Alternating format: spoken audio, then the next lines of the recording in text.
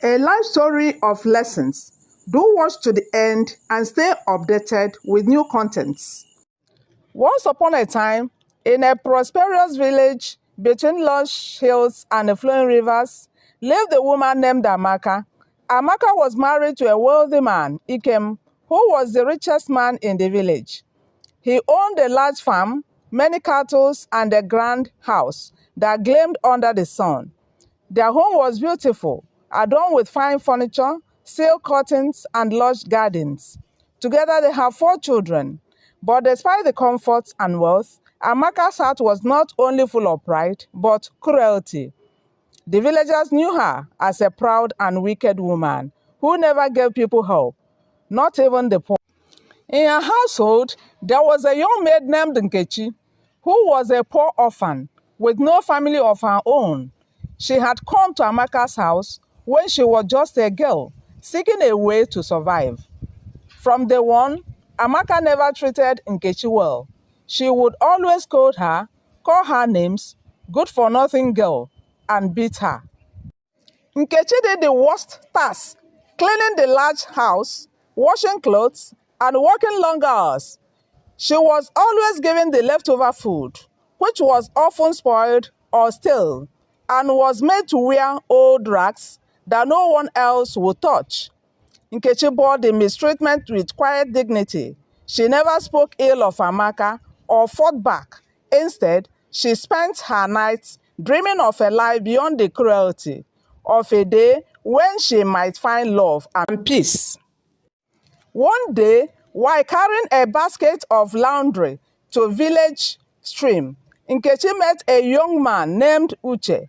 Uche was kind, with gentle eyes and a smile that brightened the day. He asked her about the basket she carried and helped her lift it.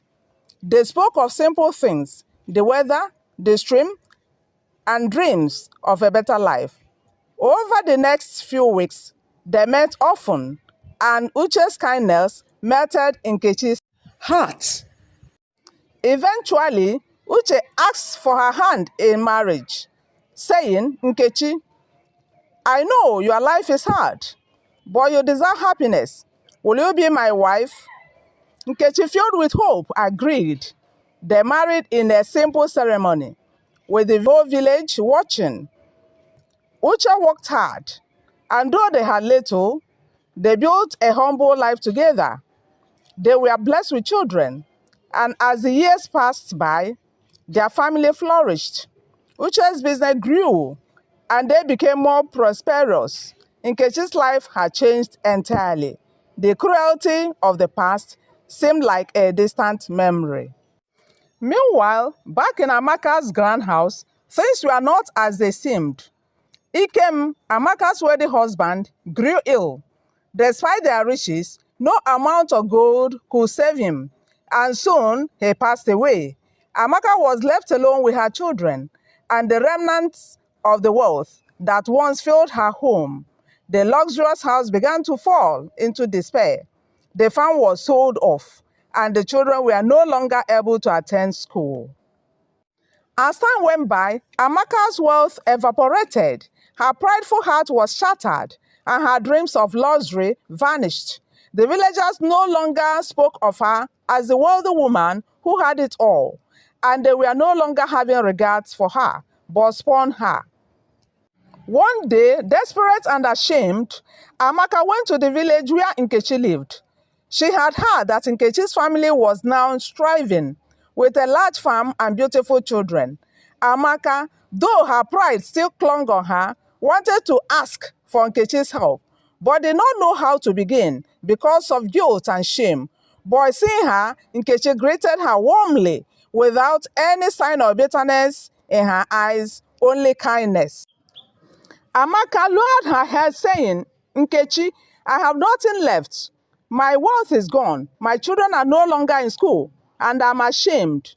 I was cruel to you when you walked in my house, and I know I treated you unjustly.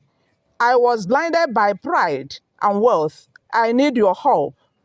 Nkechi stood silently for a moment, her eyes heavy with the memories of her suffering. But as she looked at the woman who had once mistreated her, she saw something else. Now, humility. Nkechi said, her voice soft, I remember how bad you treated me, but also remember the kindness I was shown by others, the love that helped me heal.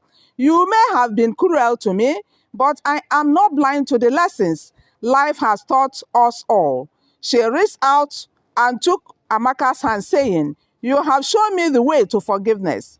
You have come to me not as the wealthy woman you once were, but as a human being in need of compassion, and so I will help you.